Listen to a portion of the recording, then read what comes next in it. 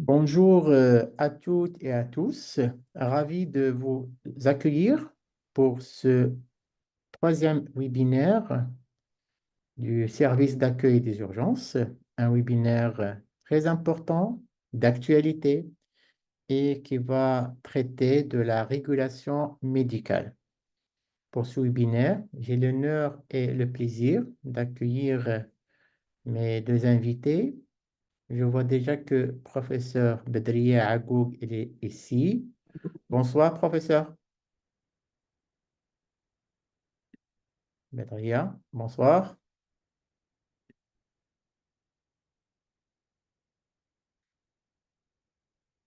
Agoug, vous m'entendez?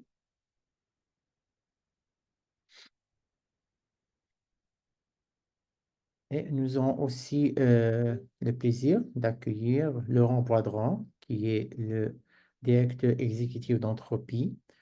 C'est une boîte qui est particulièrement dédiée à la formation en régulation médicale. Parce que ce n'est pas si évident que ça. Les gens pensent que c'est juste rappeler ou répondre au téléphone. Ce n'est pas aussi parfois évident que ça.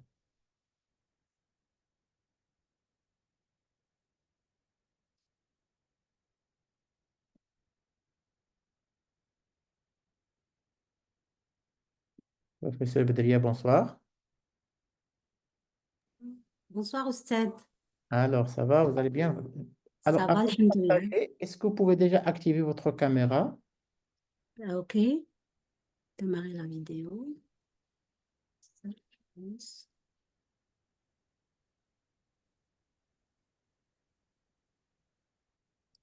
Arrêtez votre partage et activez votre caméra. D'accord. Zoom. Arrêtez le partage.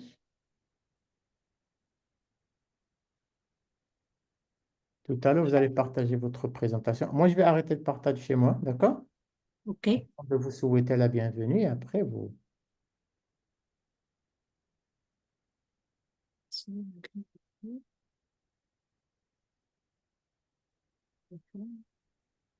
Est-ce que votre caméra est activée, professeur Lagou?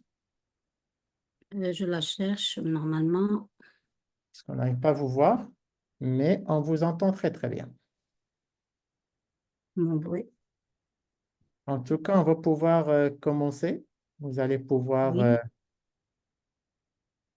partager votre présentation. Je vous rappelle, professeur Lagou, que vous aurez une vingtaine de minutes de présentation qui sera suivie d'une dizaine de minutes de discussion. D'accord, Oustad. Ah, mon très cher ami Michel est là. Bonsoir, Michel. Ashraf, active ton micro, Ashraf. Ton micro, Ashraf. Ton micro, on ne t'entend pas. Ton micro, voilà. Voilà, c'est bon, c'est bon, c'est bon. Ça Merci, va? bonsoir à tous. Très heureux d'être avec vous, vraiment, Ben, sincèrement. l'honneur est pour moi. Merci beaucoup, Michel. Ashraf, comme je dis. Et tout à l'heure, on aura le temps de discuter. Parfait. Allez, professeur Agouk, c'est à vous la parole. J'essaie d'activer un petit peu la caméra. C'est pas grave. Il faut juste partager. On t'écoute. Il n'y a pas de problème. Très bien.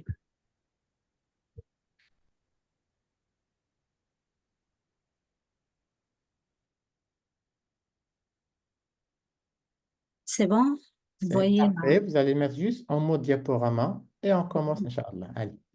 D'accord.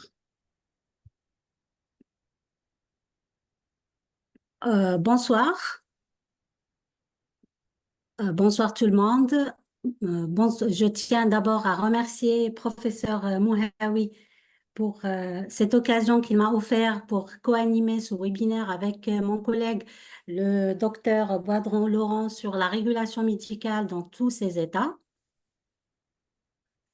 Donc, comme préambule, euh, comme vous savez, le service d'accueil des urgences est un service de tout venant, c'est-à-dire qu'elle accepte, elle reçoit tous les malades d'urgence de degrés différents, que ça soit une vraie urgence, une urgence ressentie, ce qui fait de l'engorgement au niveau des services des urgences, ce qui peut avoir aussi des conséquences aussi bien sur le malade lui-même qui va attendre pratiquement un peu plus longtemps et sur le personnel aussi.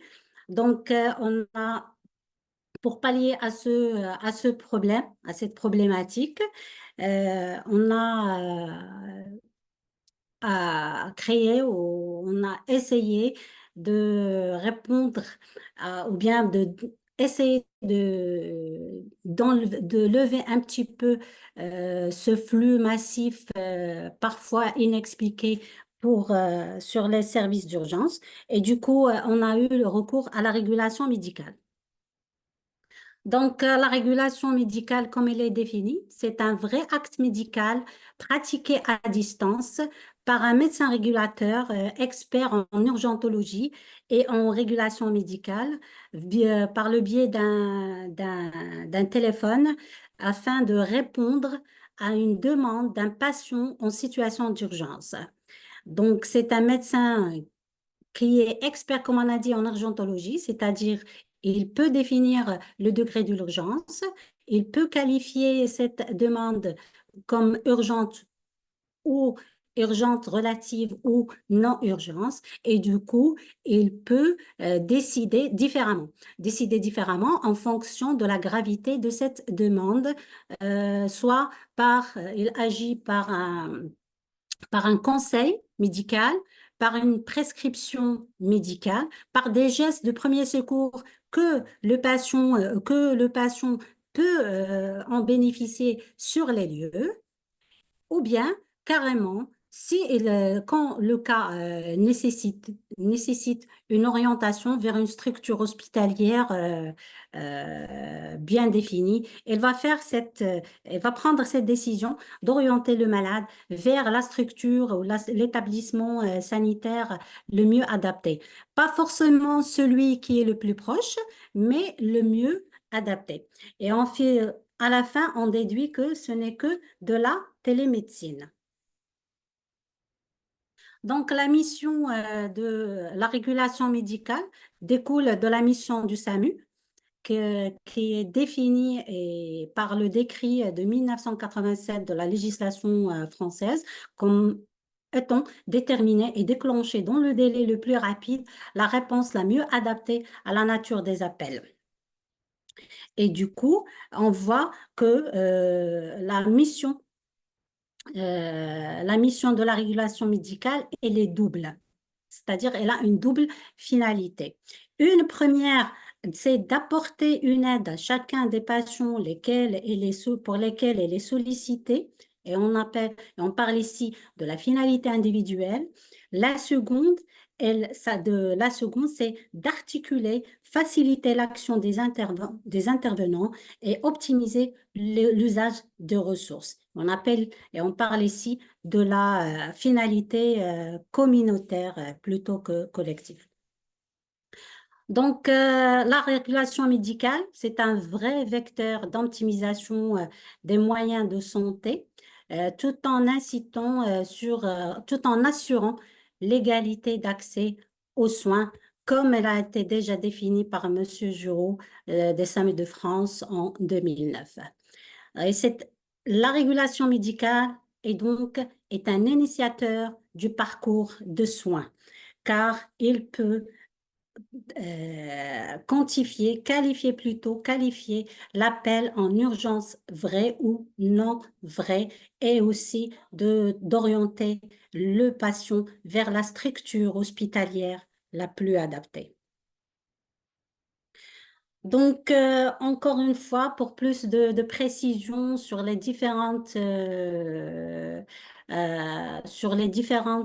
ou les différents rôles de la régulation médicale, entre autres le médecin régulateur, c'est d'assurer une écoute médicale permanente afin de déterminer et déclencher rapidement la réponse adaptée à la nature de l'appel après un interrogatoire rapide et précis. Bien sûr, vraiment, il faut faire carrément un examen clinique à distance afin de chercher les signes de gravité pour pouvoir prendre la bonne décision et s'assurer de la disponibilité des moyens d'hospitalisation adaptés à l'état du patient en tenant compte du libre choix de patient entre le secteur privé ou public.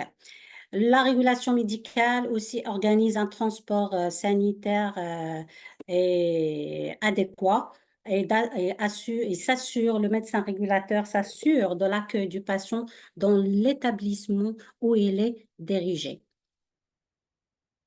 Donc, on passe à la structuration de la régulation médicale. Donc, la régulation médicale repose sur, si on peut dire, sur quatre piliers. D'abord, les permanences auxiliaires de la régulation médicale, appelées aussi des assistants de la régulation médicale, qui reçoivent en premier l'appel du patient. Un médecin régulateur qui est expert en urgentologie et en régulation médicale capable de qualifier le degré de l'urgence, capable aussi d'agir différemment en fonction du niveau de gravité de l'urgence et capable aussi de décider de prendre la bonne décision adaptée à l'appel et à la demande du patient. Bien sûr, tout cela se réalise dans un climat adéquat, dans un local adéquat, fait des équipements nécessaires en ressources humaines et en équipements matériels. L'autre point ou l'autre pilier très important en matière de structuration de la régulation médicale, c'est la sécurisation. Donc, on a besoin d'un système de télécommunication qui est robuste et sécurisé parce qu'on repose beaucoup sur ce système pour pour recevoir et émettre les appels des patients. Donc, comme on a dit, le métier du médecin régulateur, c'est de qualifier en termes de définir le besoin réel de soins, agir bien sûr médicalement le plus vite possible. Cette action médicale, il peut être genre juste un conseil médical ou bien carrément une prescription médicamenteuse ou carrément, en cas de nécessité, envoyer un véhicule vers le patient et l'orienter vers la bonne filière de soins au bon moment. Donc, le principe de la régulation médicale c'est le chef, le médecin régulateur, on peut dire que c'est le chef d'orchestre qui va vraiment chapeauter la prise en charge des patients avec un trait médical téléphonique ou à distance. C'est une pratique médicale spécifique, c'est-à-dire il repose sur sur le besoin individuel du patient est spécialisé parce qu'il est exercé par un médecin spécialiste en la matière. Donc, cette prise en charge ou cette régulation médicale, elle repose sur la règle de 3 R de monsieur le docteur Truquet, qui a essayé un peu de résumer cette stratégie de régulation médicale en 3 R, the right patient to the right place at the right time. Ça, bien sûr, comme vous savez, c'est le bon patient au bon lieu et au bon moment. C'est vraiment une philosophie qui a résumé toute cette action de la régulation médicale. Donc, si on veut revenir un petit peu dans l'histoire, donc notre système de régulation médicale il s'approche beaucoup plus de l'expérience française. Cette expérience qui a commencé bien avant, vers les années 60, plus précisément en 1963, à Toulouse, par professeur Lewis Leringue. Ce monsieur qui a mis en place le premier service de SAMU, celui-là, c'est la photo qui est en bas, c'est le premier SAMU. Il fallait attendre plus de 10 ans pour officialiser la notion de réception centralisée des appels et aussi la notion de régulation médicale. Et ce n'est qu'en 1979 que le Centre de réception et de régulation des appels a vu le jour, avec une réorganisation de système de santé en France et la coordination entre tout ce qui est milieu intra-hospitalier et le milieu extra-hospitalier. En 1986, on assiste à la naissance du centre 15 ou le SAMU 15 avec une législation, c'est-à-dire avec la sortie d'une loi dans un article, dans l'article 2 de la loi 86-11 de la législation française qui a défini l'aide médicale urgente, pardon, et ses appropriés. En ce qui concerne à l'échelle nationale, au Maroc, euh, la régulation médicale a commencé au CHU Ibn Rushd de Casablanca il y a pratiquement 20 ans. D'ailleurs avec professeur Mouhawi et professeur Al-Wardi. Donc, ils ont donné la conception embryonnaire de la régulation médicale au Maroc. Et il fallait attendre jusqu'à 2005 pour mettre en place le premier centre de régulation et de réception d'appels au Maroc. Par la suite, après, on a mis en place 11 SAMU pour couvrir les 16 régions du pays. Et, euh, et, ce- et après, les années 2018, si je me rappelle bien, et après la restructuration ou bien la redivision territoriale du royaume, on a passé de 16 régions à 12 régions et donc on a aussi passé de 11 SAMU à 9 SAMU à l'heure actuelle, celui de Casablanca, de Rabat, de Marrakech, Agadir, Tanger, Fès, Oujda et Laayoune. Voilà, ça c'est un état de lieu national. Après, le principe de la régulation médicale, en fait, la régulation médicale repose sur 6 temps. Le premier temps, c'est l'écoute du besoin exprimé par le malade, puis l'analyse de cette demande, à savoir faire un interrogatoire avec le malade, poser les bonnes questions afin de pouvoir faire un diagnostic et prendre une décision convenable.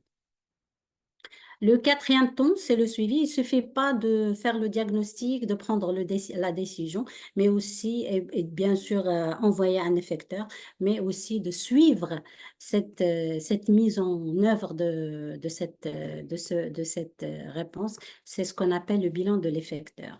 Le choix de l'orientation du patient, bien sûr, le patient, il a toujours le choix de s'orienter vers une telle structure ou une autre.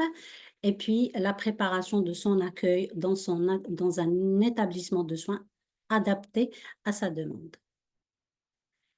Comment elle déroule la régulation médicale? La régulation médicale déroule sur 3 étapes.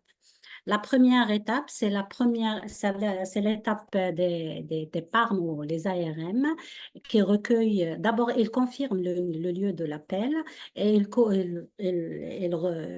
récoltent les coordonnées du malade à plomb.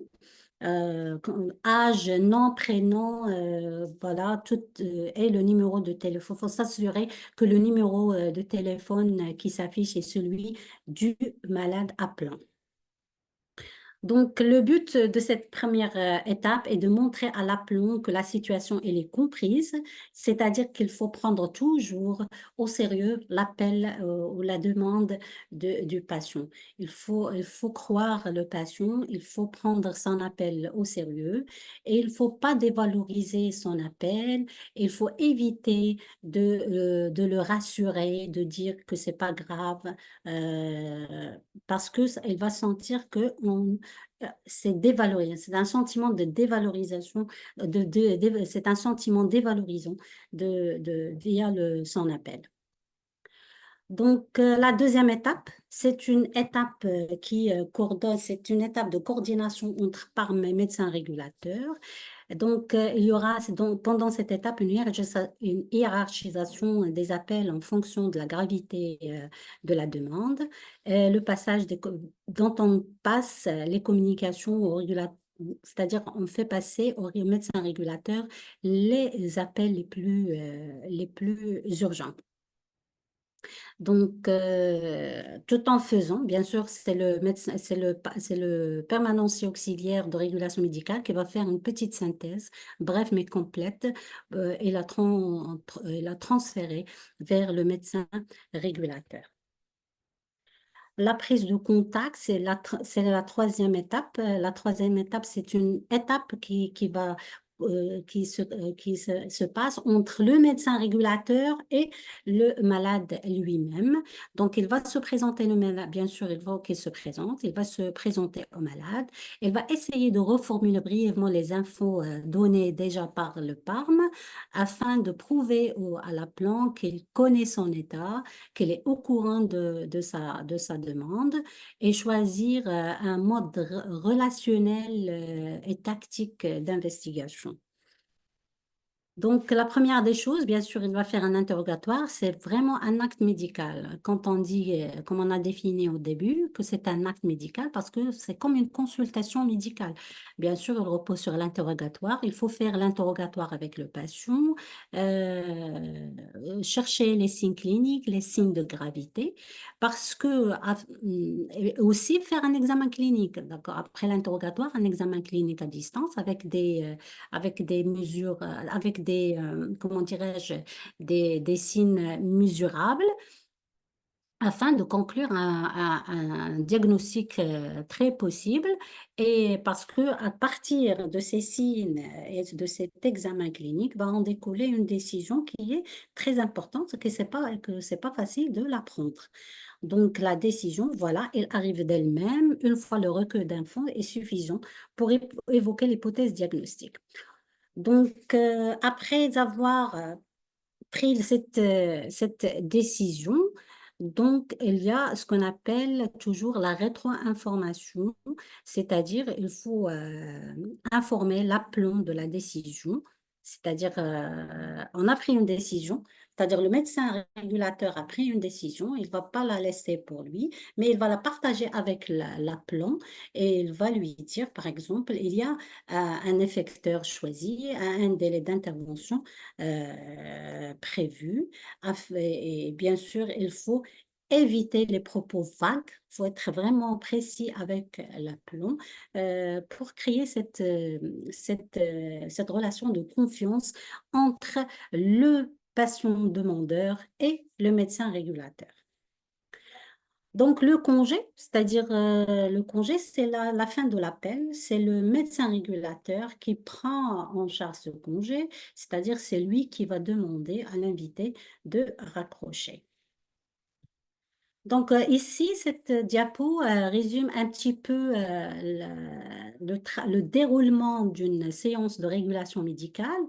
Donc, qui commence, comme on a dit, par le PARM, qui va recevoir l'appel. Ça peut être de malade, ça peut être d'un médecin de l'hôpital de proximité, ça peut être d'un autre médecin de SAMU. Il va recevoir l'appel, il va la traiter et il va la hiérarchiser en fonction de la gravité de l'urgence et puis il va la transmettre au médecin régulateur qui va aussi l'évaluer, la qualifier pour agir par la suite et prendre une décision. Donc, si on revient là sur le plan théorique, sur le plan pratique et sur le plan national, la stratégie ou bien la régulation médicale, elle repose sur un système qu'on appelle le régime. Ce système qui intervient à des niveaux différents, des niveaux d'intervention différents, qui depuis le niveau 1, du niveau 2 jusqu'au niveau 3 qui est le CHU. Et globalement, c'est une intersection protection entre la protection civile, le secteur privé et le secteur public, dans le cadre du partenariat public-privé, et faisant aussi appel aux unités de SMUR qui sont implantées dans les différents services d'aide médicale urgente du Royaume. Donc, ça, c'est toujours sur le plan théorique. Sur le plan pratique, c'est vraiment un vrai travail de fourmière qui repose sur l'épargne, ou on appelle aussi les ARM, le médecin régulateur. C'est deux personnes qui vont coordonner avec les médecins généralistes, avec les coordinateurs ambulanciers, donc afin de répondre et prendre la bonne décision concernant l'état et la prise en charge adéquate du patient. Donc ici, le médecin régulateur, c'est le responsable de l'ensemble de cette équipe qui va répondre à l'appel et à la demande du patient. La régulation médicale aussi, c'est du stress aussi, il faut pas le négliger, parce qu'on peut recevoir des appels qui sont stressants, et aussi c'est de l'autostress du médecin régulateur. Donc, les appelons stressants, il y a des appelons qui sont affolés, parfois agressifs. Il faut être empathique, il faut leur parler de façon plus sereine. Et il y a aussi les silencieux. Il y a aussi les vulgaires.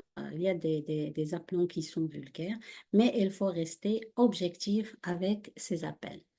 L'autostress du régulateur, pourquoi? Parce que c'est pas facile d'examiner à distance un malade et de prendre une décision. Cette décision, il faut vraiment qu'elle soit pointue, précise, chose qui n'est pas facile. Aussi, ça peut être le stress à cause d'une mauvaise communication. Le malade ou l'appelant ne va pas comprendre les termes médicaux. Donc, le médecin régulateur est dans l'obligation de répéter et de un peu rendre ce langage très, très simple pour établir cette communication simple avec l'appelant. Voilà ce qui concerne la régulation médicale. Puis, on va passer à l'action, c'est-à-dire après la prise de décision par le médecin régulateur, il y a des effecteurs du SAMU qu'on envoie vers un lieu géographique éloigné. La voie, quand il s'agit des accidents de la voie au niveau des lieux publics, définir le type d'urgence. S'agit-il d'une électrocution, par exemple, une noyade? Donc, les effecteurs, ils dépendent de plusieurs facteurs. Donc, le lieu, la voie, le type de l'urgence et aussi le nombre de victimes. Donc, le niveau 1 de l'effecteur de SAMU, soit il s'agit, donc le niveau 1, il y a les effecteurs du SAMU se divisent en 3 niveaux. Donc, le premier niveau s'agit d'une urgence absolue qui nécessite un effecteur immédiat. D'accord? Donc, il faut l'envoyer immédiatement sur les lieux à l'aide d'une unité de SMUR avec un médecin. Et si le lieu est loin par rapport au médecin régulateur, souvent c'est le médecin de garde ou le médecin d'astreinte, il faut demander l'effecteur médical de proximité d'intervenir en attendant l'arrivée du médecin du SAMU. Le niveau 2, c'est une urgence vraie, comme un accident de la voie publique, les lieux publics, sans notion de gravité initiale. Parfois, on a recours à indiquer une hospitalisation d'emblée. Les moyens qu'on utilise, c'est surtout on sollicite un médecin traitant ou un médecin de garde ou d'astreinte pour une visite dans un délai de 30 minutes. Il ne faut pas dépasser 1 heure. Pour les lieux publics et la voie publique, on emploie carrément une unité de SMUR avec médecin. Le niveau 3 de l'effecteur du SAMU s'agit d'une permanence de soins. C'est des effecteurs qui assurent une permanence de soins. Généralement, on a recours souvent au médecin traitant. Dans le cas échéant, on a recours au médecin de garde ou d'astreinte. Le niveau 4, ça sera juste un conseil médical, des renseignements médicaux et des conseils thérapeutiques. Donc, comme vous voyez sur cette diapo, au niveau de la régulation médicale, c'est comme au service d'accueil des urgences. On va hiérarchiser les malades en fonction de la gravité de leur état. Donc, on va les noter tout grâce à des couleurs selon la gravité. La couleur rouge, c'est très grave ou grave. Quand c'est sévère à modéré, le vert. Quand c'est léger, c'est le bleu. Et quand il n'y a pas d'urgence, c'est jaune. Donc, la régulation médicale a connu un progrès pendant l'épidémie Covid-19, plutôt la pandémie. Donc, il a joué un rôle très important dans la prise en charge de ces malades. Et c'est ce qu'on appelle de la médecine adaptative. Et c'est adapté aux circonstances générées par la pandémie de la Covid-19. Donc maintenant, on passe aux aspects médico-légaux de la régulation médicale. Donc, sur le plan légal, la régulation médicale nécessite des médecins régulateurs qui sont bien formés. C'est une formation, il faut exiger une formation qui est diplômante et avec une formation continue avec des bilans périodiques.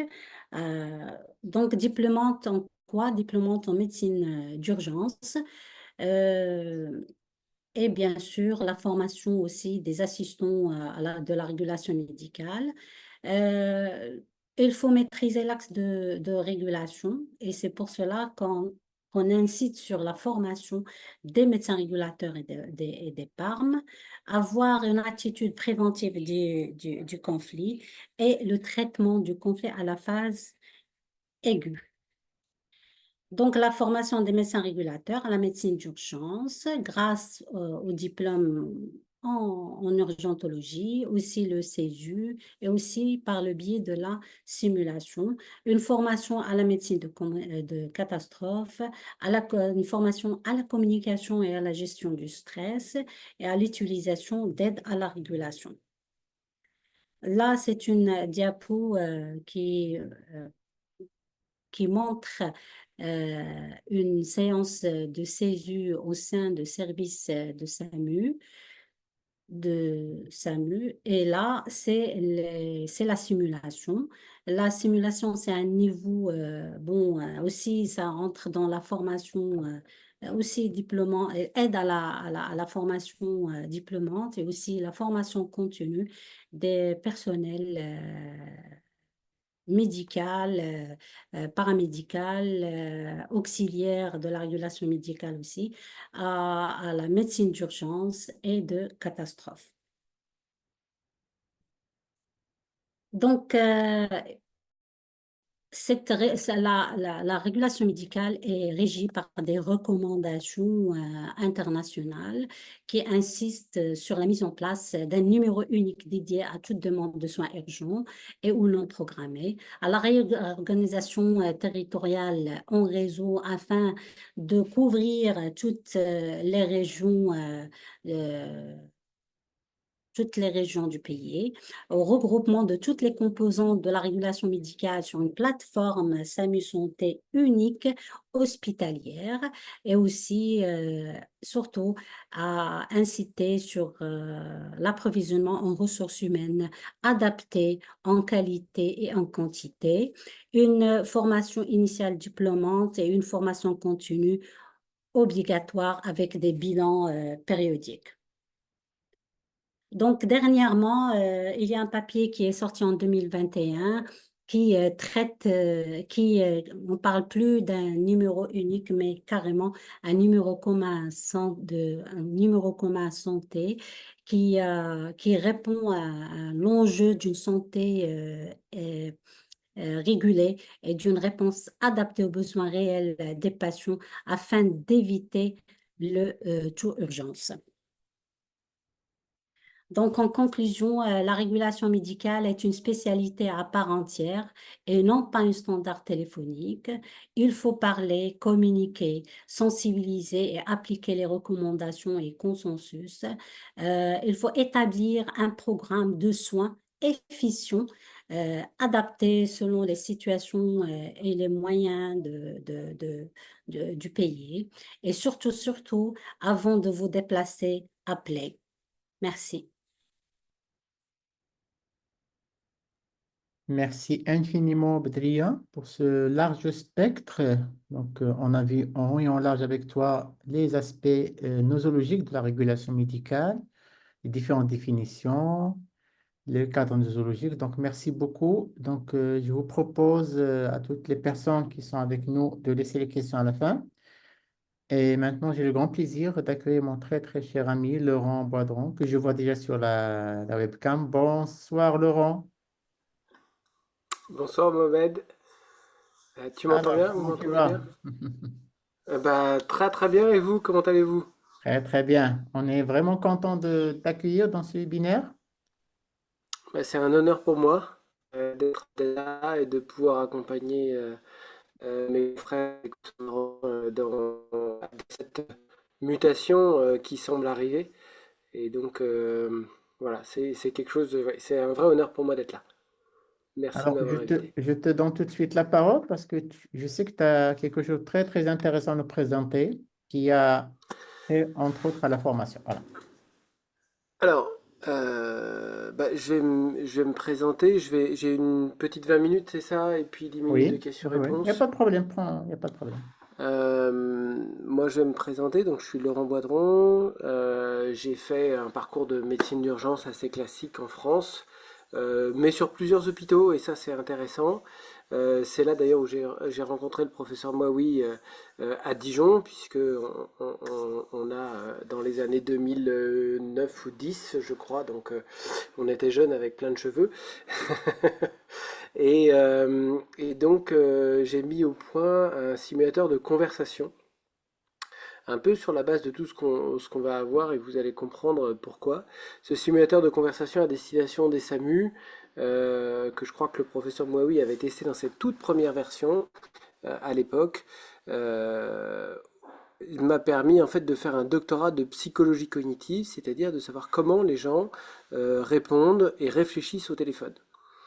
Et en particulier les médecins, et donc ça a été l'objet de ma thèse de psychologie sur finalement comment les médecins réfléchissent au téléphone, comment ils prennent leurs décisions. Alors on avait tout un set de connaissances, c'est-à-dire on savait comment un médecin réfléchissait. Surtout les radiologues ont été beaucoup étudiés, mais pas beaucoup les urgentistes, parce que les urgentistes, on va être franc, intéressent personne. Et puis j'ai enchaîné sur un certain nombre de diplômes universitaires, à la fois de régulation, à la fois d'hypnose, pour faire un mélange entre finalement une spécialisation sur comment prendre en charge un patient au téléphone.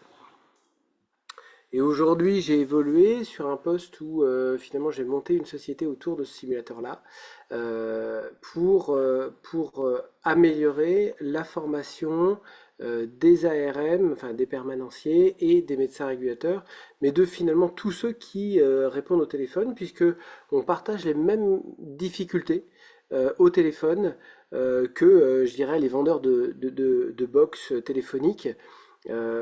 avec le côté médical en plus, bien évidemment, mais ça c'est juste le côté métier. Le reste, finalement, c'est toujours la même chose. L'essentiel du métier, c'est faire du lien avec son patient, le comprendre, l'écouter et lui communiquer nos décisions. Tout le reste, c'est ce qu'on appelle une couche métier. Donc je vais faire peu de présentations en fait parce qu'il est l'heure où tout le monde s'endort. Et je vais juste partager rapidement partager des généralités. Si vous avez, bougez pas, tac. Voilà. Et vous devriez voir ceci. Voilà. Donc en fait, la régulation dans tous ces états, finalement, vous savez ce que c'est que la régulation médicale, le centre 15. J'aime bien synthétiser en disant, c'est dire à ceux qui veulent pas venir de venir et ceux qui veulent venir de pas venir aux urgences ou à l'hôpital. Et finalement, c'est un peu ça. En fait, c'est que de la communication. C'est toujours en appliquant la médecine, mais vous avez des phases de négociation, vous avez des phases de consolation, vous avez tout un certain nombre de phases. Et finalement, on ressemble beaucoup à Georges Clooney, c'est-à-dire qu'il faut être multibras, hyper compétent dans la présentation. La présentation qu'on a eue pourrait quasiment faire peur. Il faut être un surhomme ou une surfemme pour réussir ce challenge, c'est-à-dire être un super médecin, mais en plus un super communicant, tout anticiper, savoir tout faire. En fait, c'est un peu plus simple que ça. C'est juste un métier hyper chouette et que on exerce dans des conditions qui sont sympathiques. Et j'ai l'habitude de dire que par téléphone, on peut faire énormément de choses. On a toujours ce frein en disant bah non, je le vois pas, ou alors je peux pas le toucher. Oui, on a l'habitude en tant que médecin de toucher, de voir nos patients, mais la parole et juste l'absence de vision est très très intéressant parce que vous êtes obligé de capitaliser sur la conversation. Et finalement, qu'est-ce que vous faites quand vous êtes médecin? Bah, la conversation avec votre médecin, avec votre patient, vous apprend quasiment 90% des choses. On est tout à fait d'accord que la conversation quasiment suffit. On ne peut pas le dire à nos jeunes externes, mais on sait ce qu'on va rechercher comme signe, rien qu'en conversant avec notre patient. Donc en fait, la régulation, c'est vraiment l'essence de la médecine. C'est comment je communique avec mon patient. Voilà. On a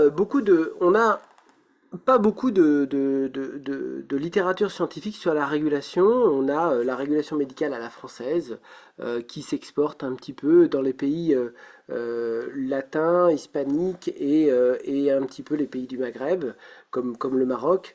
Et puis on est soi-disant opposé au modèle américain. Moi, je milite pour des modèles, comme j'ai dit la dernière fois, sur des modèles qui sont liés à sa propre culture. C'est-à-dire que le modèle français n'est pas exportable directement au Maroc, comme au Chili, avec lequel on travaille, comme sur d'autres pays. Il y a forcément des adaptations de rapport à la santé, de rapport aux médecins, de rapport au téléphone, de rapport à la notion de service. Aux États-Unis, ils ont pris des protocoles parce qu'en fait, c'est simplement une assurance. Et dans le monde des libérales américains, l'important, c'est de s'assurer contre un risque. Ce qui n'est pas du tout nous dans nos pays européens et je mets le Maghreb aussi là-dedans. La gestion du risque, on a une vision complètement différente des Américains où bon, bah, le risque on vit avec et ça fait partie de l'exercice médical et de notre culture. Néanmoins, j'ai trouvé une jolie étude qui est faite par une Australienne et qui montre l'impact d'un certain nombre de mots et de cultures, en particulier donc dans sa culture américaine, sur les décisions médicales qui sont prises et sur la communication avec le patient. Et je pense que vous avez un exemple au Maroc vous avez un certain nombre de cultures différentes et de langues différentes qui sont très très importantes, beaucoup plus qu'en France, je pense, et qui va, en fonction des régions marocaines, soit compliquer la tâche, soit justement l'adapter, et c'est un facteur majeur. Donc c'est ce qui rend aussi la régulation très riche, c'est que finalement on s'adapte à nos patients et à ce qu'on a et à leur culture. En régulation, on peut faire de l'hypnose. Ça se ne discute même plus. Alors l'hypnose, moi quand j'ai commencé, on m'a dit t'auras jamais le temps. Bien évidemment, on va pas faire une hypnose de 45 minutes au téléphone, mais néanmoins, on peut recycler des principes d'hypnose thérapeutique et clinique, parce que finalement, c'est notre manière de parler.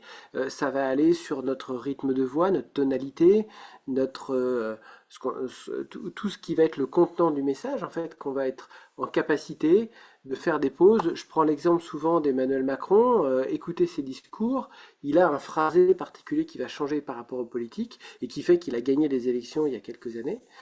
Quand vous avez un phrasé et que vous allez travailler, ça va matcher un peu plus. Moi, je sais que en fonction des territoires quand je recule, je vais changer mon phrasé, même en fonction de la culture de mon patient et de son langage. Je vais complètement changer mon phrasé, un peu volontairement, un peu travailler, et ça va me permettre d'avoir des meilleures informations. Euh, Dans les systèmes de régulation, on a aussi des systèmes comme les Suisses de mots-clés, où on va avoir des listes de mots-clés et en fonction, on engage ou on n'engage pas. Euh, je reste persuadé que la régulation médicale, comme son nom l'indique, c'est fait par un médecin, et comme il y a tout ce qu'on appelle l'art médical qui fait que on ne peut pas protocoliser toutes les situations, et le protocole ne peut pas être fait pour un médecin puisqu'un médecin est fait pour sortir du protocole et adapter les soins aux patients. Donc j'ai pour l'habitude de dire qu'en régulation, tout est possible, on peut tout faire. Simplement se fixer sur les mots. On a des études américaines qui montrent que quand on change de mot, quand on change de mot-clé déclencheur, bah on a jusqu'à moitié plus d'ambulances envoyées par des non-médecins. Donc c'est pas non plus, je dirais, une très bonne chose. Et puis toujours la stratégie de sécurité chez le médecin, chez le médecin urgentiste, ou celui en tout cas qui travaille à la régulation, c'est la décontextualisation. C'est finalement, plus que dans tout autre exercice médical, le médecin doit toujours se poser la question, est-ce que je suis dans le vrai? Est-ce que je suis dans le juste? Est-ce que je fais pas une connerie? Et ça, la remise en cause de systématiquement toutes les 2 minutes, puisqu'un appel dure entre 2 et 8 minutes, c'est ça probablement le plus compliqué pour un médecin, parce que vous devez avoir plus de doutes pour vous permettre de remettre en cause. Euh, on se fait tous avoir par des contextes qu'on n'a pas compris, des situations qu'on n'a pas compris, et il faut aussi en régulation médicale avoir tout un set de ce qu'on appelle stratégie de sécurité puisqu'on est aveugle. Et alors j'en viens à un certain nombre d'études et je vous livre un petit peu ça. Les études, on sait par exemple quand on regarde la science dure cette fois-ci, qui n'a pas de lien avec la régulation, mais qui va être, vous allez voir, très utile dans le contexte de régulation. On fait des IRM fonctionnels à un certain nombre d'individus qui sont des auditeurs. C'est en haut à droite, pendant l'état de repos, en fait, les ondes cérébrales ne sont pas superposables entre les individus, ni dans le temps, ni dans l'espace. On leur fait regarder un film à tous, et à ce moment-là, on observe un truc, c'est que à chaque moment du film, il y a une synchronicité des ondes cérébrales dans le temps et dans l'espace. Ce qui fait que là, en fait, l'application, c'est que dans un webinaire comme celui-ci, a priori, l'ensemble des cerveaux des gens qui nous écoutent, finalement, se synchronisent et ont la même activité cérébrale. Et puis, ils ont fait une troisième étude, ces scientifiques-là, en disant, bah, on va faire un résumé, on va faire voir un film à quelqu'un qu'on appelle le locuteur.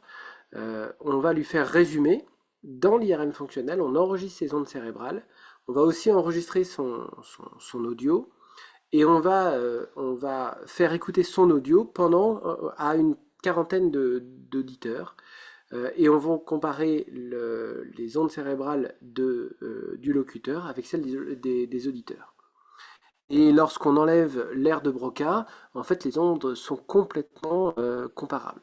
C'est-à-dire que la voix a cette capacité de faire synchroniser finalement les ondes cérébrales que moi j'ai avec les vôtres. Et c'est ça tout le jeu finalement. Alors c'est pas un lien de causalité, hein, mais c'est ce qu'on appelle la synchronisation avec le patient. Et ça se fait que par la voix. Et donc c'est toute la force de la régulation médicale. C'est que finalement, c'est que nos pensées et celles de notre patient doivent être synchronisées. Alors ils ont fait un dernier set d'études qui est très très intéressant en termes de biais. Ils ont présenté une situation à ces 40 sujets, une situation identique de quelqu'un qui appelle son copain et qui lui demande où est sa femme. Et dans le groupe 1, en fait, ils ont envoyé une information préalable, ils ont mis un contexte, ils ont dit au groupe 1 que la femme était volage et au groupe 2 que le mari était jaloux. C'est la seule information qui différait dans l'étude. Et en fait, les ondes cérébrales ne sont plus comparables entre le groupe 1 et le groupe 2. Ça montre bien aussi l'effet de contexte antérieur à celui de l'appel. C'est-à-dire que c'est toute l'idée quand vous êtes médecin et quand vous êtes patient, de tout ce qui s'est passé avant l'appel va jouer dans cet espace-temps et donc va contraindre votre compréhension des choses. Ça, c'est très très important à comprendre. On a montré, et notre collègue le disait, le stress important. Il a été montré quand même que des phases de méditation de 10 minutes amélioraient les capacités de décision et les capacités de faire des choix de manière empathique, ce qui correspond à nos décisions médicales. Donc je dis, là-dedans aussi, il y a un vrai travail sur la culture médicale, c'est-à-dire que on a dans notre culture le côté invincible et très fort.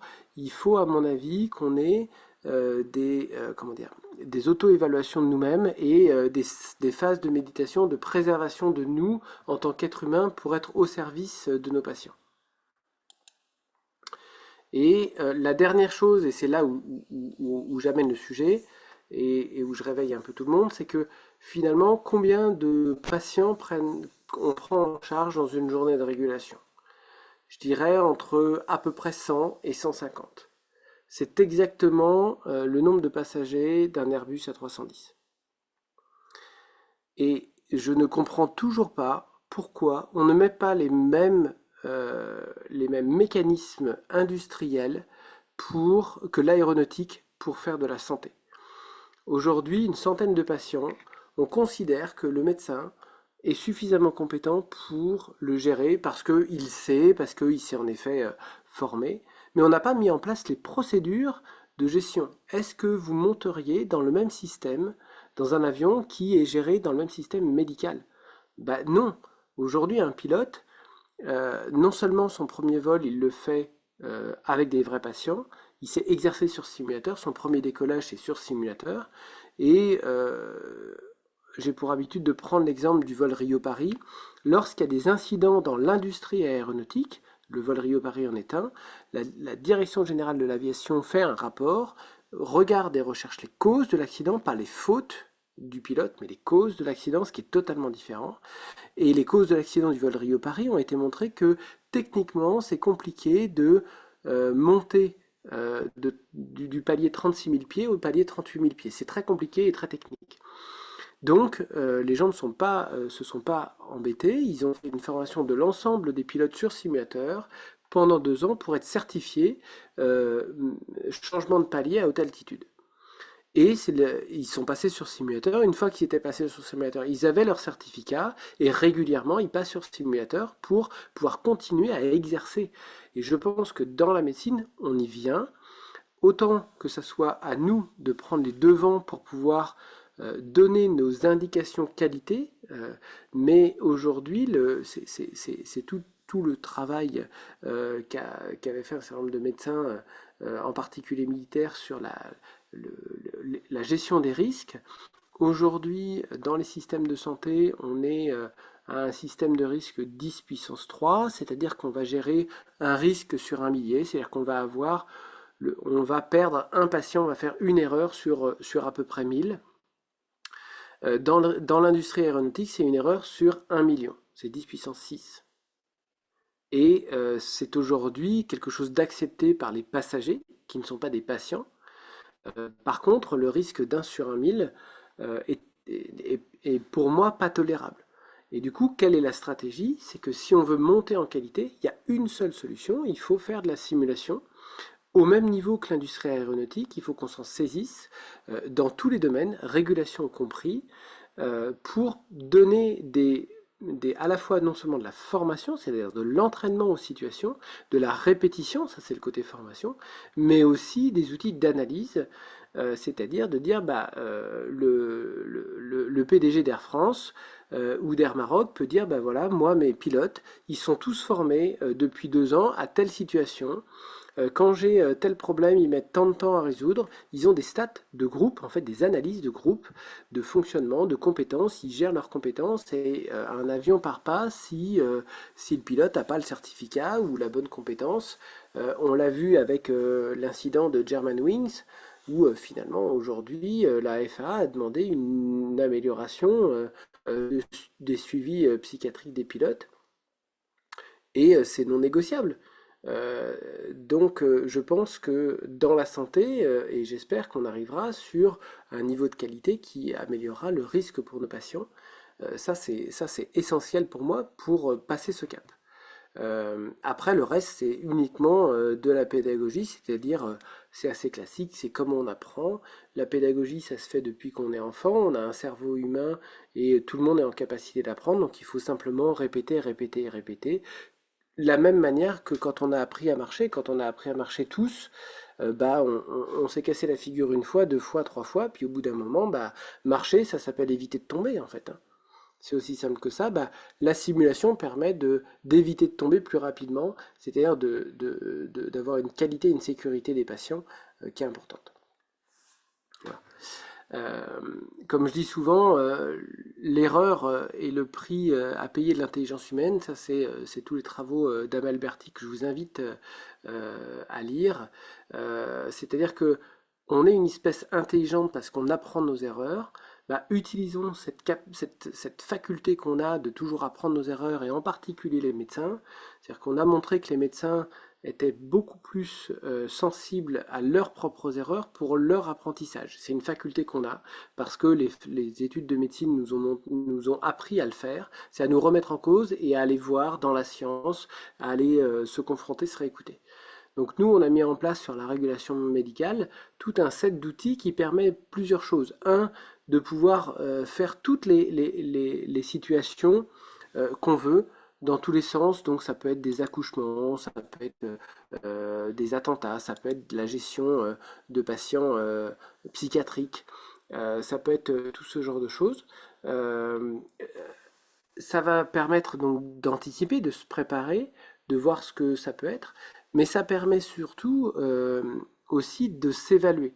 C'est-à-dire on fait de la réécoute, on a des outils qui nous permettent d'avoir une réécoute qui est complètement rationnelle et scientifique, c'est-à-dire qu'on est allé chercher dans le rationnel scientifique de la communication ce qui existait, c'est-à-dire ce qui existait, je vous ai perdu, euh, ce qui existait dans le rationnel scientifique, c'est-à-dire l'analyse transactionnelle, l'analyse conversationnelle, tout simplement. Est-ce qu'on lui a coupé la parole? Combien de fois on lui a coupé la parole? Est-ce qu'on a utilisé les bons mots de conversation? Et à ce moment-là, quand on a ces outils, quand on fait la simulation et qu'on a ces outils, on s'améliore forcément. Et dernière chose, et ce qui nous ferait plaisir d'accompagner finalement la société marocaine de médecine d'urgence dans cette démarche-là, c'est que c'est une démarche scientifique, c'est qu'aujourd'hui on a un certain nombre de compétences qui sont euh, locales, qui sont sur place, qui sont à valoriser. Et la simulation permet en fait de faire tout un set d'analyses, c'est-à-dire non seulement des études scientifiques, mais aussi des études de compétences. Quelles sont les compétences à avoir? Est-ce que finalement c'est les mêmes entre un médecin marocain et un médecin français? Je demande à voir, et ça c'est un sujet scientifique intéressant. Quelles sont les compétences minimales à avoir pour réguler? Comment finalement, quand on met en place un SAMU ou une régulation préhospitalière, c'est-à-dire un envoi de moyens en primaire, anticiper avec la simulation et puis pouvoir dire ok, là on peut se lancer parce que sur simulateur on est suffisamment prêt. C'est quelque chose qu'on commence à faire nous en France sur les centres de formation. On a un certain nombre de clients qui utilisent notre simulateur en tant qu'entretien d'embauche aussi pour mesurer les compétences des impétrants ou pour pouvoir sortir une nouvelle procédure et pour être sûr que cette procédure soit efficace et appliquée. Voilà ce qu'on fait, voilà ma position et je vais juste m'arrêter là pour pouvoir discuter et je suis à votre disposition pour des discussions. Merci beaucoup, Laurent. Donc, je vais demander, bon, toi, ta caméra est déjà activée. Je vais demander aussi à Badria de bien vouloir activer sa caméra. Mais vraiment, c'est très passionnant. C'est tout ce qui est, elle nous a parlé de tout ce qui est psychocognitif, sur comment se fait la régulation médicale. C'est très, très passionnant. Donc, bravo pour ton travail, bravo pour ton doctorat. J'ai eu déjà des questions en privé parce que les gens me demandent c'est quoi ce logiciel, où se le procurer. Voilà, déjà des premières questions qui m'arrivent. Alors, en fait, nous, on a. Donc, ça, c'est la suite de ma thèse. En fait, j'ai monté une entreprise qui s'appelle Entropy, à NPH ROPI, qui fait aujourd'hui un simulateur de conversation. Alors, je vais voir si. Je vais essayer de retrouver. Ça simule une conversation d'un patient qui va appeler le SAMU. Et c'est une simulation complètement naturelle, c'est-à-dire comme un vrai patient, il va pouvoir s'énerver, il va pouvoir changer de langue, il va vous donner les informations qu'un vrai patient vous donnerait, c'est-à-dire elles sont partielles.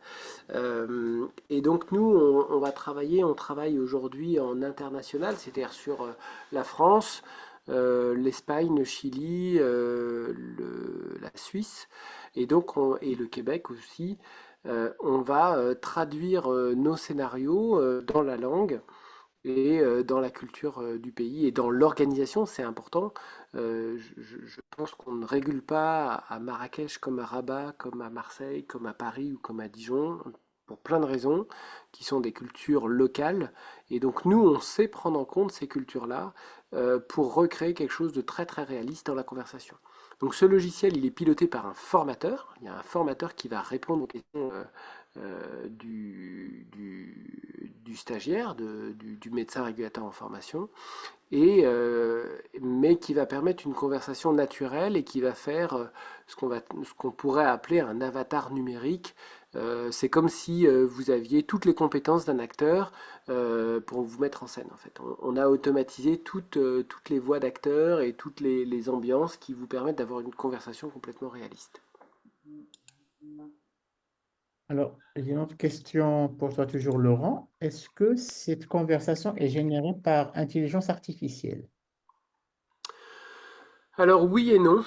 Euh, oui et non dans le sens où l'intelligence artificielle aujourd'hui n'est pas au niveau, contrairement à ce qu'on veut nous faire croire, elle n'est pas au niveau de la finesse d'un médecin régulateur et d'une conversation complètement naturelle. Très clairement, aujourd'hui, l'IA n'est pas suffisante pour entraîner correctement les experts, ce qu'on appelle. Donc on va travailler par exemple avec les négociateurs du GIGN, une IA ou comment dire, les médecins en particulier, tous ceux qui travaillent vraiment fortement au téléphone. Dès qu'il y a une IA, on le voit en une seconde et il va nous manquer un certain nombre de choses, en particulier l'émotion, en particulier le phrasé de la voix. C'est trop parfait en fait l'IA aujourd'hui pour faire de la génération automatique. On l'utilise l'IA pour faire nos scénarios, comment dire, de démonstration. Parce que ça passe, ça permet de voir la fluidité, mais c'est pas, comment dire, ça ne rend pas compte réellement de tout le panel de ce que peut faire un acteur aujourd'hui. Donc, par contre, on va utiliser l'IA pour nous aider à construire le scénario. Oui, tout à fait. Alors, d'autres questions dans le chat, les amis? Vous pouvez toujours les poser, à part celles que je reçois à titre privé.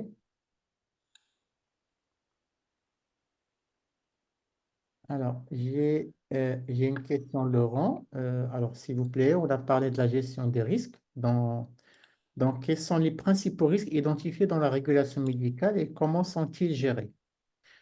Euh, Peut-être qu'on va orienter cette question à Badria. Badria, tu as écouté la question? Oui, Oustad? Alors, il y a le participant Ubaïda, M. Ubaïda, il te dit quels sont les principaux risques identifiés dans la régulation médicale et comment sont-ils gérés? Euh, les risques pendant la régulation médicale, quel type de Exact. risque? Risque pour qui? Ben, Pour pour le le malade, pour le personnel ou réfléchir. pour le malade? Ben, oui. Ben, ce que je peux vous dire, c'est que le risque, bien sûr, c'est de passer à côté du diagnostic et prendre la mauvaise décision.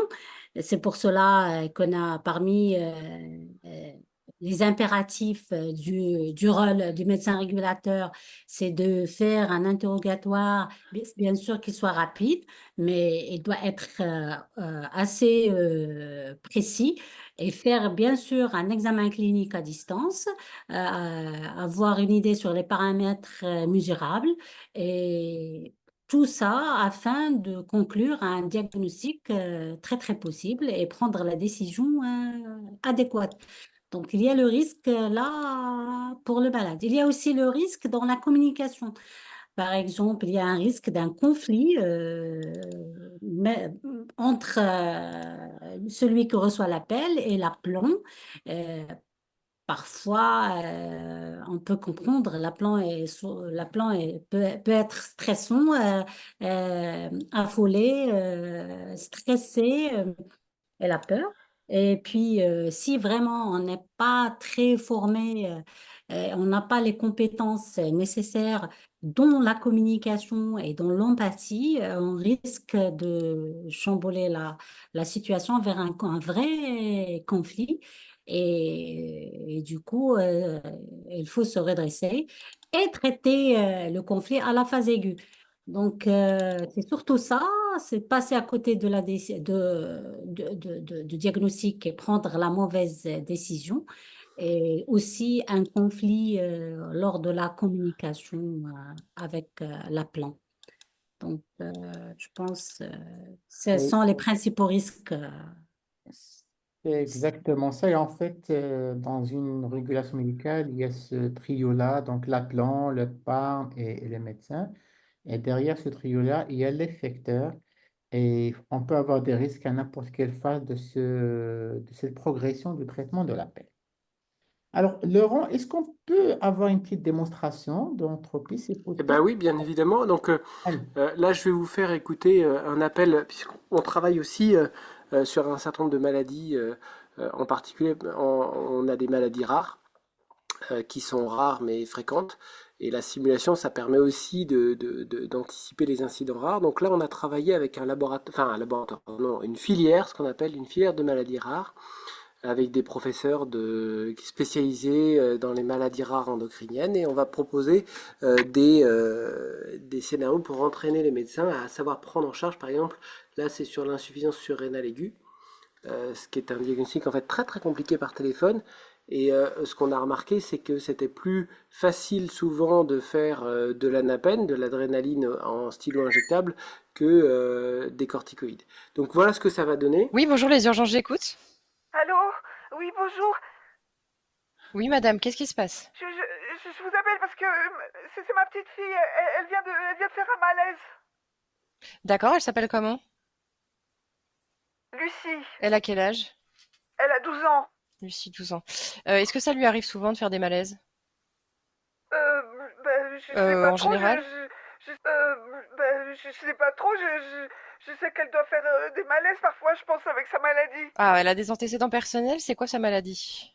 Oui, elle a une maladie HCS. Elle a une carte de sa maladie. C'est l'hyper. Comment c'est déjà? J'avoue, j'ai du mal à retenir le nom, mais je sais qu'elle a ça depuis la naissance en tout cas. D'accord. Est-ce que vous pouvez peut-être lire les informations sur sa carte d'urgence, une carte que vous avez? Alors, sur la première page, il y a écrit insuffisance surrénale. hyperplasie, enfin, Ok. HCS. Congénitale des surrénales, d'accord. Et après, il y a un traitement, un tableau avec le traitement. Voilà rapidement ce que ça peut donner. Ça, c'est voilà, c'est une bande enregistrée. En fait, comment ça se passe? Je vais repartager mon écran. Attendez, il faut que je vois pour repartager mon écran. Voilà, super. En fait, vous avez, c'est aussi simple que ça. Vous avez une page qui vous permet, qui est disponible. Moi,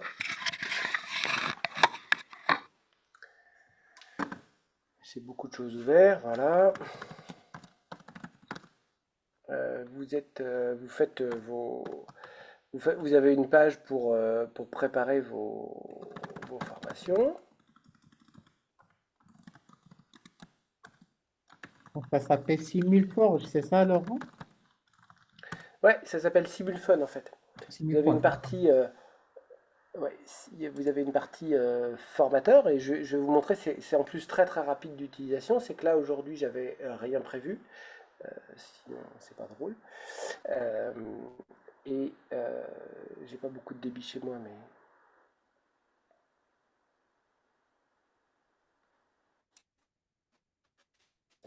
vous avez une deuxième page qui sonne. Voilà, hop, je vais le préparer comme ça.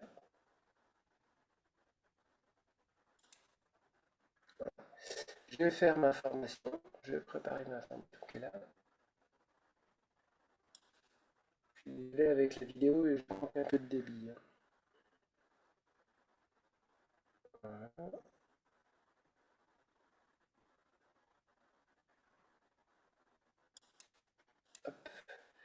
Je vais rajouter une session à aujourd'hui. On est l'après-midi. Le formateur, c'est moi. Voilà.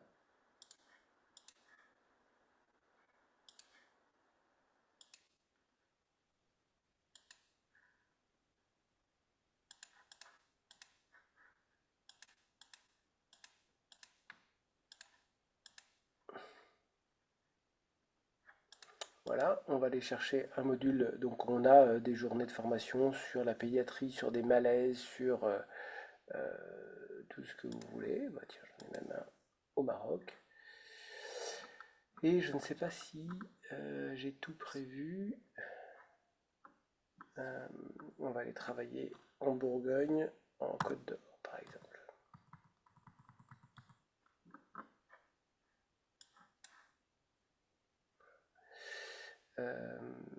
Voilà, voilà, par exemple. Hop.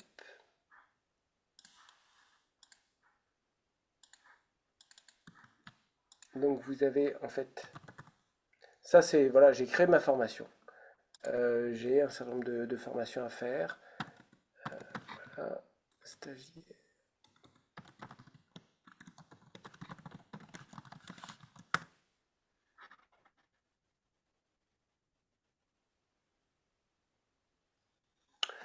Voilà, et là vous rentrez sur l'interface stagiaire où vous avez en fait finalement 4 ateliers. Vous avez un atelier où vous avez l'appel qui va tomber ici.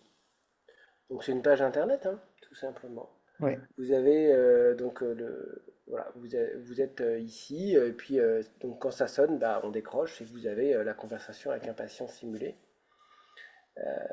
Et puis une fois que vous avez simulé cet appel, bah, vous allez pouvoir et devoir vous réécouter. C'est-à-dire que vous allez avoir votre bande à vous avec une trame d'analyse à compléter. Donc ça permet vraiment l'introspection du médecin. Et puis on a unifié aussi l'espace avec, vous allez voir, un escape game.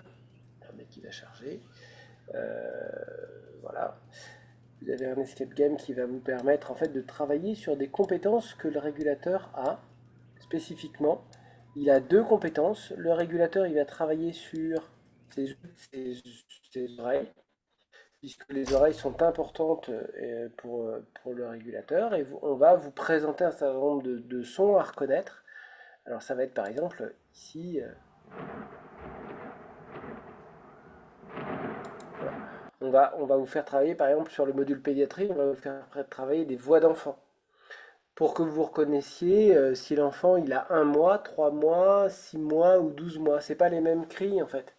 Et ça, c'est très très important pour le régulateur parce que c'est une compétence à avoir de détecter les sons qui vous environnent. Savoir combien de personnes il y a dans la pièce, c'est important pour savoir si vous allez pouvoir avoir besoin d'aide. Donc le son est un élément important. Donc on va vous faire travailler ça. Et puis derrière, on va vous faire travailler aussi la connaissance et la procédure avec ce qu'on appelle un puzzle. En fait, on a découpé une conversation qu'on a simulée et on va vous la faire, travailler comme si en fait un externe avait découpé et mal découpé les conversations. Et donc on va vous faire écouter les choses et je dirais allô. Allô? Oui, bonjour. Je vous appelle parce que mon Voilà, fils... c'est un certain nombre de petites situations et à vous de choisir finalement dans quel ordre, qu'est-ce qu'on met, qu'est-ce qu'on garde pas pour reconstituer la meilleure conversation selon vous. Ça vous permet d'éviter d'être dans le pathos, dans l'émotif, mais plutôt de passer le stagiaire sur un élément purement réflectif et purement scientifique analytique pour dire et de faire un certain nombre de choix sous contrainte, puisque le régulateur fait toujours un certain nombre de choix sous contrainte. Je ne peux pas lui poser la question. Dans le système nord-américain, je prends souvent cet exemple. En cas de douleur thoracique, la deuxième question à poser, c'est est-ce que vous prenez de la drogue? Si je fais ça en France, j'ai un procès sur 2. Hein. Et je risque de perdre mon patient. Et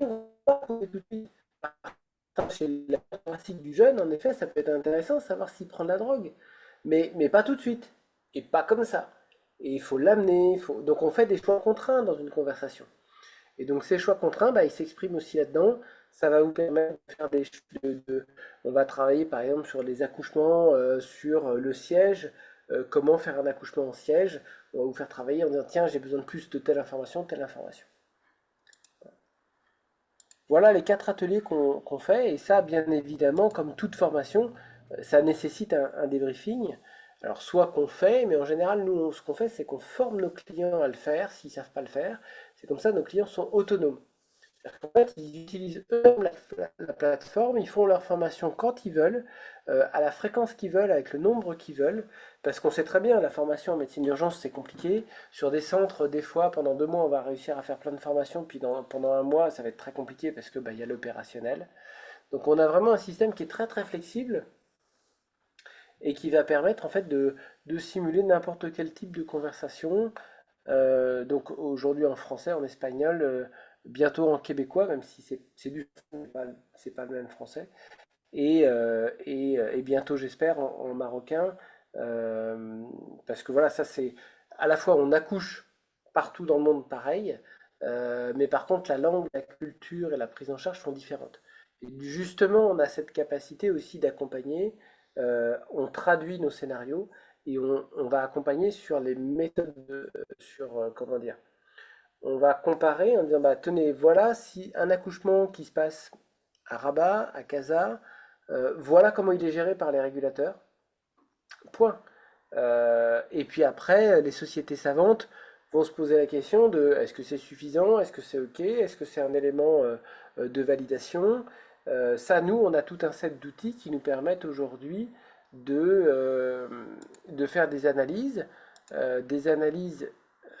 assez poussées de centres d'appel. Je vais en sortir une.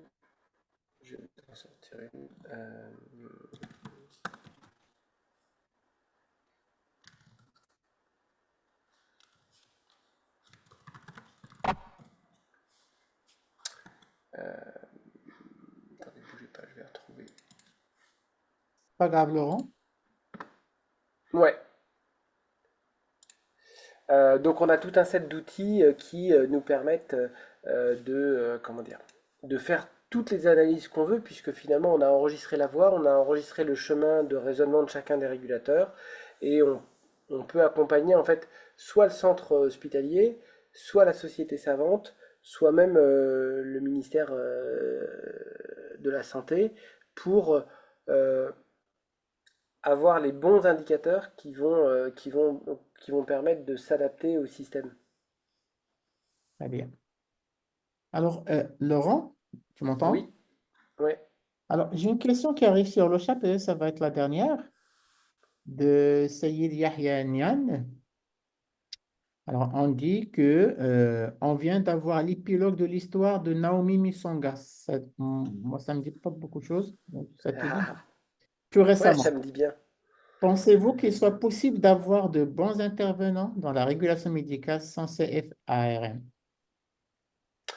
Oui, je le pense. J'en suis même persuadé. L'affaire Naomi Musenga, qui était dans les années 2000, qui s'est produite en 2016 et qui est sortie en 2017 en France à Strasbourg, ils ont utilisé une ambulancière pour répondre aux appels qu'ils n'ont jamais formée. Donc il y a un défaut de formation de l'employeur. Il y a aussi un problème de culture, c'est-à-dire que comme elle était ambulancière, la dame appelait d'un quartier défavorisé, donc appel fréquent. Elle a appelé par la police, puis qui a transféré aux pompiers, qui a transféré ensuite au SAMU. Et les 3 appels que j'ai entendus étaient absolument juste horribles. Pour Oui, plein de raisons, c'est parce qu'en fait, la culture générale, en tout cas en France, et c'est malheureux, dans certains centres, c'est chaque nouveau patient est pénible. Et une deuxième chose, c'est que quand Naomi appelle, bah, on sait qu'elle est noire. oui, On le sait, ça s'entend à sa voix. Enfin, je veux dire, ça, oui, ça oui, s'entend. C'est des facteurs qu'on entend en régulation. oui, Et donc, c'est après un défaut de formation. Pourquoi? Parce que quelqu'un qui m'appelle d'un quartier défavorisé, qui passe par la police, puis comment dire, par les pompiers, et qui est noire, donc qui est forcément dans un contexte très défavorisé, elle ne peut pas appeler SOS 3424 à 1 € la minute. Elle ne peut pas. Si elle fait le 15, c'est qu'elle n'a pas d'autre solution que de le faire. Donc c'est ça aussi où finalement tous ces facteurs locaux d'adaptation doivent être pris en compte par le régulateur. L'ARM ne l'a pas transféré au régulateur parce qu'elle ne l'a pas pris en compte. Elle lui a dit simplement bah, appelez SOS. Mais c'est une erreur parce que cette dame n'a pas l'argent pour appeler SOS. Et en plus, comme elle n'a pas l'argent et qu'elle n'a pas eu la chance d'aller à l'école, c'est une rue où les gens vont peu à l'école, ont pas beaucoup comment dire, il n'y a pas de cadre dans cette rue, il n'y a pas de dirigeant d'entreprise dans cette rue. Eh bien, elle n'a pas la notion, elle avait déjà pris 20 grammes de paracétamol, en tout et pour tout, parce qu'elle avait multiplié les différentes spécialités médicales. Et si vous ne faites pas gaffe à ce genre de patient, bah, si vous n'êtes pas alerté en disant ah attention, c'est quelqu'un qui m'appelle, qui est en milieu défavorisé, qui a peu de compétences sur le plan de la santé, et ben si on ne forme pas les gens à avoir cette ouverture d'esprit, et ben on va multiplier les affaires Naomi partout. oui, complètement d'accord. Et d'où l'intérêt, bien sûr, de la formation, des curricula de formation, des programmes de formation, entre autres, bien sûr, avec un simulateur. En tout cas, Laurent, merci beaucoup pour ta disponibilité, pour ta C'est générosité. moi qui vous remercie. Vraiment, c'était passionnant. Bedria, merci beaucoup pour ton large panel de la régulation. Donc, on a beaucoup appris avec vous. Et, Merci. et on vous donne rendez-vous, Inch'Allah, au début de l'année. Pour le prochain webinaire, ça va être au mois de septembre, Inch'Allah. Donc, bonne soirée à toutes et à tous. Bravo et bye bye. Passez une excellente soirée. Bonne soirée. Merci encore. Bonsoir. Bonsoir à tous.